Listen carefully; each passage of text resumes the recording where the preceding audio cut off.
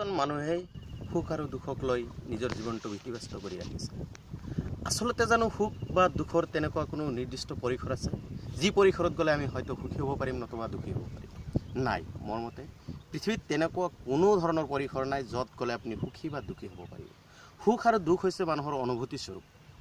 মনে বিচাৰিলে আপুনি য'তে ত'তে সুখৰ সৃষ্টি কৰিব পাৰে। আপুনি যদি সুখ পাব বিচাৰিছে তেতিয়াহ'লে আপোনাৰ বেক ছাইডত চাই থাকক যে আপোনাতকৈ অজস্ৰ অসংখ্য হিচাপহীন মানুহ দুখত পৰি আছে।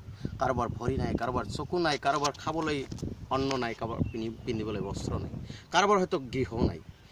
তেনেকুৱা দৃষ্টি যদি আপুনি ৰাখিব পাৰিছে তেতিয়াহ'লে আপুনি য'ত থিয় হৈ আছে, যেনেকৈ আছে তাতে আপুনি সৃষ্টি কৰিব পাৰিব। আৰু যদি আপুনি দুখী হ'ব বিচাৰে, মানে আপুনি নিজকে যদি দুখী সজাব বিচাৰে, তেতিয়াহ'লে আপুনি আপোনাৰ সন্মুখত চাওক বহু হেজাৰজনে বিল্ডিং, অট্টালিকা, গাড়ী বাৰী কেনেকুৱা ধৰণৰ এটা পৰিৱেশ সৃষ্টি কৰিছে যেন এই পৃথিৱীতে স্বৰ্গৰ সৃষ্টি কৰিছে।